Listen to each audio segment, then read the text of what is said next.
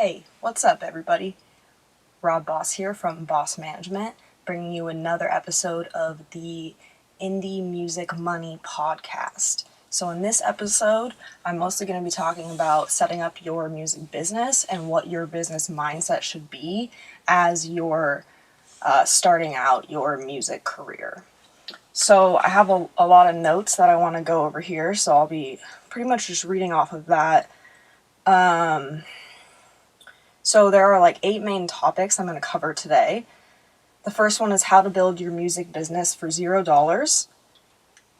The second one is the single success formula for a profitable music business. The third one is 13 qualities to build into your business to create valuable experiences, life events, shows, products, merch, and more that fans will value and pay for, and that competes with free.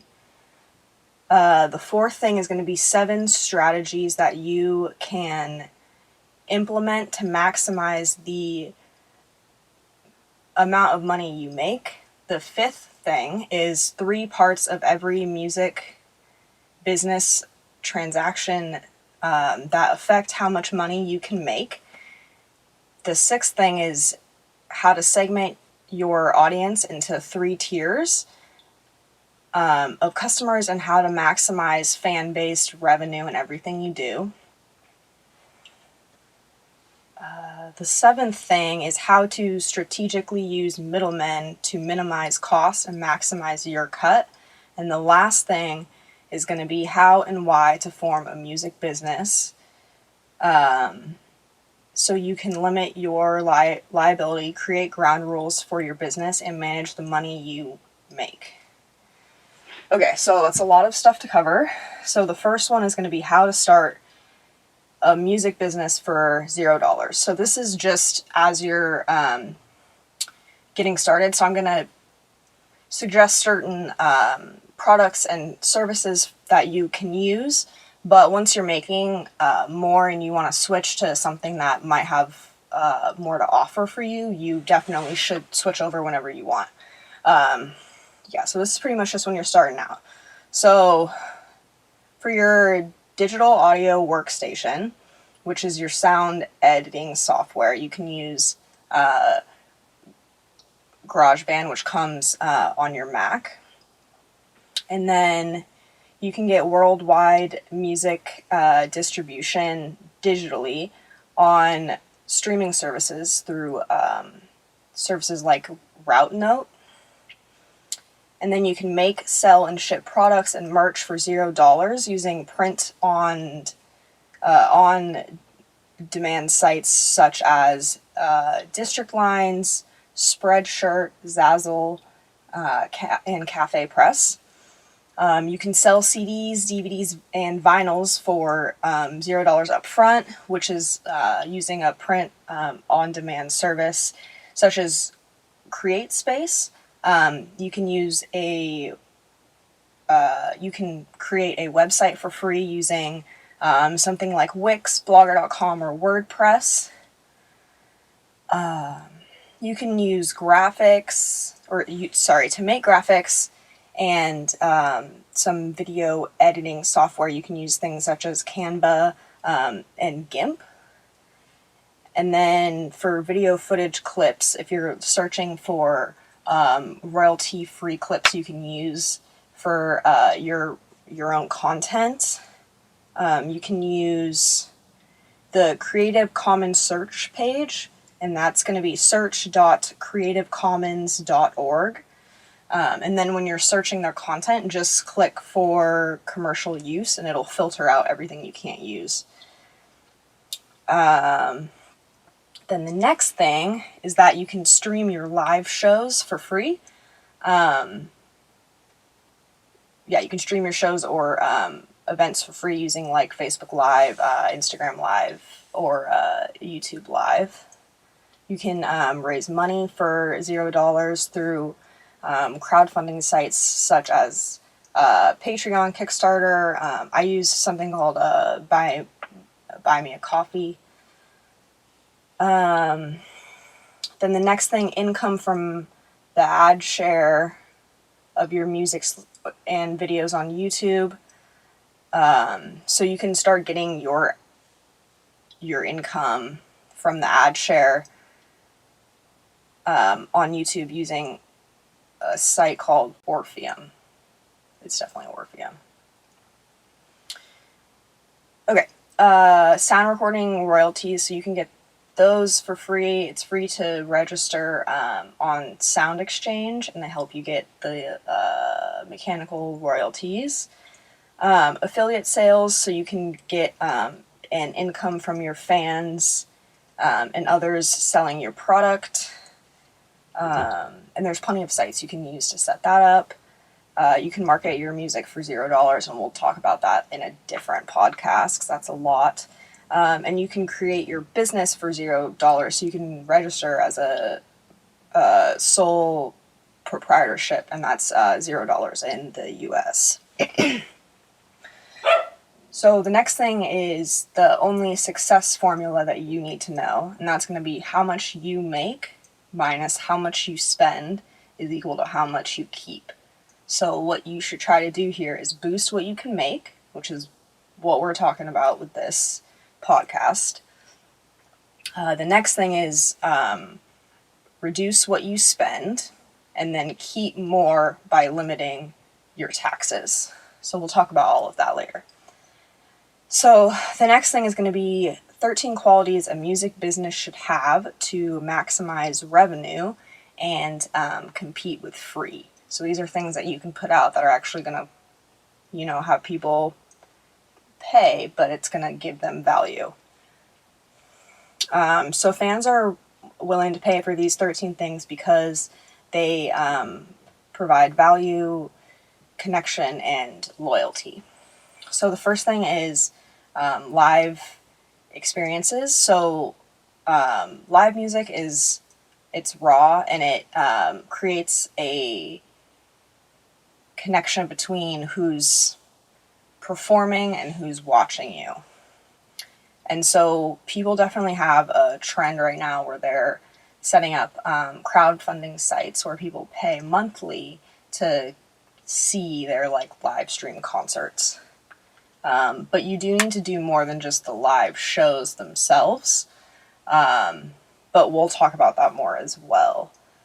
But that is an important component. And then the next thing is going to be certainty and uncertainty. So as you're entertaining, people, they kind of know what they want to see in terms of your really big songs, but they also want that element of surprise, what's going to happen next. And so the more that you are bringing in the stuff that they know, as well as a little bit of surprise, it's really going to attract interest and help your audience engage more with you. The next thing is going to be connections. So fans seek connections with artists they love.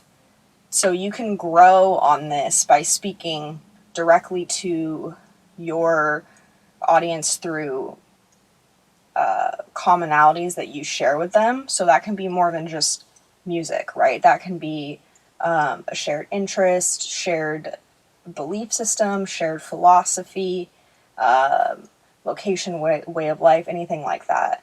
And so you can later frame this to create certain products or shows or events. And so the next thing is authenticity. So some of the most well-known songs are played by musicians who pour themselves and their feelings into their music. That is authenticity. That is someone being authentic. And if it's expressed in a way that resonates with your fans, it can be a powerful driver for your music and your music business. The next thing is unique interpretations. So fans appreciate your take on cover songs, culture, and other things. This also goes along with your commentary on media, social media, current events, stuff like that. And then the next thing that's really big for an artist or music business is stories. So storytelling brings people together, and once people are hooked on a story, they're more likely to stay engaged. So if you create a story out of your music, your videos, and events, or your own journey as an artist, people are going to be engaged with that, and they're going to want to know what's going to happen next in the story. So the next thing is themes. So that's a dominating idea that resonates with your audience and attracts interest, controversy, or debate. A well-chosen theme can drive and underlie concepts for your albums, live shows, merch, persona, experiences, and even more. So embodiment and actualization. So this is really like creating products and kind of creating custom things. And so fans really love seeing your logo and your face like on your site and online. But once it's printed onto a shirt or something they can hold, it has so much more value. So you can pair this with the connection quality, and you can boost your product and merch sales. So you can sell custom products and on-demand sites to make ideas of yours a reality.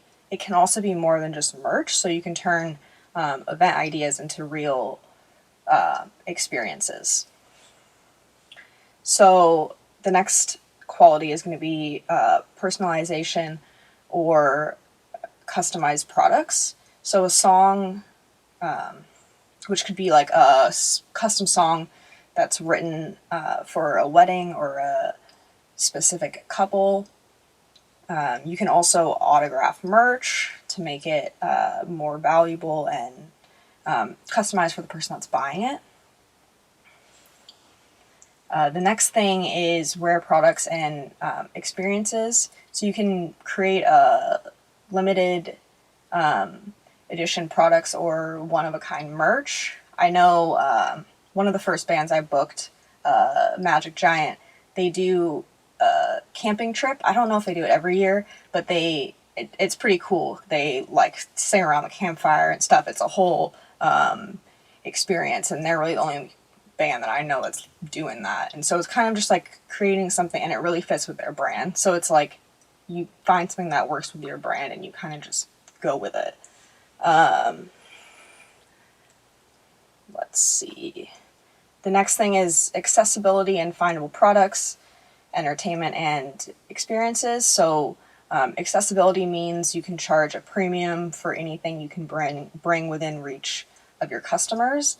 And findability means they know where to get it. So like when they're at the show, they know it's there. And then the next thing is, the next quality is consistently released entertainment and engagement. So if you can produce and release music, videos, live shows, and other events on a regular schedule, fans will get in a habit of checking back with you to see what's going on next. And it's definitely important to be putting out content. So you need to consistently be releasing content. And then the next quality is opportunities to support you. So some fans want to buy into your dream and have stake in what you come out with next. You just have to let them know how they can contribute and what to really do next. Like fans care, they want to know how to help, but they need you to be like, hey, stream this song or support me on Patreon or whatever. So the next thing I'm going to talk about is 7 revenue stream maximization strategies. So the first one is to create multiple streams of income. So you don't want to just be depending on 1 or 2 streams of revenue. And this whole podcast will be focused on the different streams. So I will be going over this more in detail later. The second strategy is going to be to blend both active and passive streams of income. So active streams are like hourly pay, and passive streams are like a royalty check in the mail.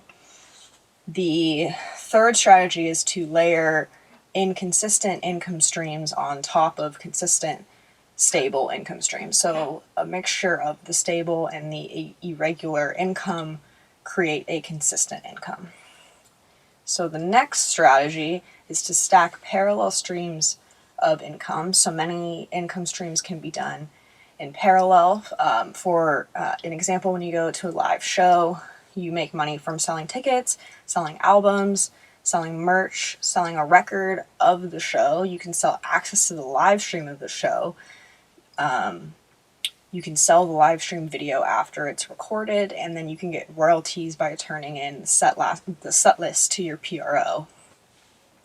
The fifth strategy is to use the sales funnel method and then segment your customers. So on top of the funnel is going to be the free, low-cost options for the audience to really just discover and experience you and your music, and then you're going to bring them deeper into your world and farther down the funnel so they become a paying customer. And so once you have customers, you should group them into segments based on how much they spend on you.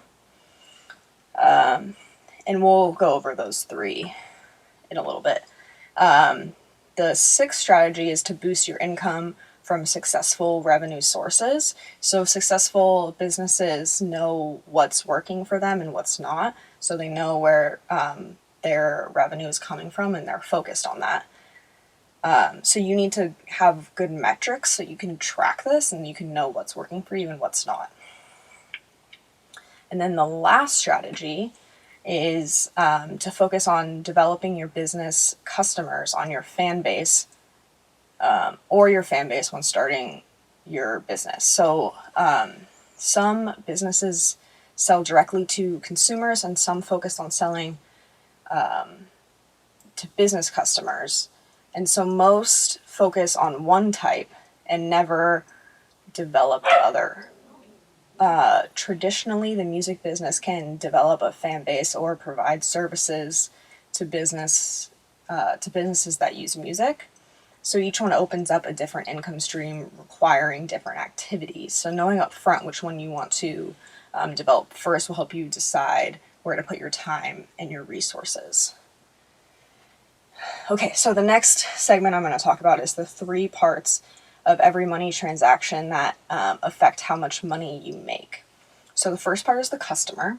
And so for every revenue stream, you must identify and define your customer as clearly as possible so you know their needs, and so you can make the most revenue from each. The next part of the transaction is the middleman. So services or partners that you will be working with to help you build your music business. Make sure you select each one of these carefully because they each take different cuts and they each have different pros and cons. And then the last part of the transaction is you. And so you need to set up a tax ID. So you need to decide whether you'll be paid as an individual or as your business. And then your business structure determines how you separate business income and expenses from your personal taxes. The next thing we're going to talk about is the segmenting your audience into 3 tiers of customers to maximize fan-based revenue in everything you release or do. So the 3 customer segments musicians should understand are called minnows, dolphins, and whales. And so basically I'm going to also be talking about ways to get them to spend more. So segments are classified based on the amount of income that the artist makes from each segment, minnows, dolphins, whales. Targeting different services, modules, and expansion packs at each of the segments. So like you're going to target different things based on how much it is and how much each segment is known to spend. So whales normally get the most attention because they provide the majority of the income. So whales are going to be your super fans, the ones who love your music and art that you create, and they have the funds to spend on you. So you can offer higher priced options that could entice your customers to want to spend more and kind of increase into a higher spending level with you. So you can offer higher, sorry, just said that, boom, boom, boom, spending level, okay. So there's 6 things you can do, 6 things you can, types of things you can sell. You can have physical music products, so these could be exclusive, high-priced, and or limited run editions of your music and videos such as vinyl, CDs, USB, DVD, or even a tape. The next thing is going to be merch and special live show mementos, so limited run, high-end, and high-quality branded merch. Unique items such as autographed gear or lyric and song notebooks, anything like that. The third thing is going to be live events and special access. So you can charge for special access to your live events like VIP seating, backstage passes, access to your sound check, or direct streaming events. The next thing is going to be pre-release access and exclusives. So you can charge to give pre-release access to your music or videos or exclusive tracks that aren't going to be publicly put out there. The next thing would be high-price crowdfunding and patronage rewards. So you would create high-end rewards on crowdfunding sites like Kickstarter or Patreon. And then the other thing would be other services, so offer highly limited availability options like a private concert, a custom song, or any other special service that you would specialize in. Okay, the next thing we're going to talk about is understanding the middlemen and services that power your music business. So every aspect of what labels did for their assigned artists back in the day can now be found in services, tools, apps, software, contractors, and professionals available to all musicians. So your goal with these services is to get the most out of them by paying as little as possible for each while maximizing your income and keeping your music business flexible so you can move to another service if a better deal comes along. Some middlemen can affect your rights and your ability to make money from your music business in the future, so just keep that in mind. All right, and then the last thing we're going to talk about, it's kind of setting up your music business and knowing when to and how to really get that ball rolling. So, understanding when you cross the line from a hobby to a business is important. Once you start making a substantial amount of money, that's when it starts to go from being a hobby to more of a business. So there are 2 significant benefits to having a business, and the first thing is going to be the tax benefits. So a business gets to write off money it spends to operate, deducting every legit business expense. And we'll have another episode about that, I'm sure, later on. And then the second benefit is limited legal liability. So the structure of your business as a separate entity might shield you from a personal liability, which means you can protect your personal assets from anything that might happen in the future. And then, let's see, why you should create an agreement for your music business. So it's important to have contracts and have terms kind of expressed once you're exchanging money with people, and you know, the best ones you don't have to use, and sometimes you won't have to go back on that, but in case anything goes wrong, it's good to make sure you have things written down. So once money is involved, it's best to create an agreement to define upfront who owns the various right and what happens in a dispute. And so the last part is just going to be making sure your business can handle money. So there's 4 aspects to this. So the first one is going to be bookkeeping. So you need to have a balance sheet, which is a way to track your expenses and your income. And then you also want to handle invoicing and accounts receivable. So you can do this with a spreadsheet and free invoice templates. Eventually, once you're making more money and you're going to need a real software, you'll need something like QuickBooks. The next segment of this is going to be banking. So you'll need a checking, credit card, and saving account, which makes it easier to keep your finances separate. The next thing is going to be cash payments. So make sure when you're taking cash sales that you don't want to mix it up with your personal finances, and so you want to make sure it's handled correctly. And then the last thing is going to be credit card and electronic payments. So you can take payments using Square, Venmo, PayPal, and Zelle.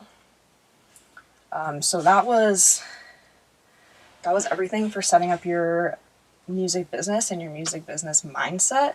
And so now we'll get into the specifics of how you can start making money from music and the different revenue streams that there are. I'm so excited to share this with you guys. Thanks for tuning in and have a great week.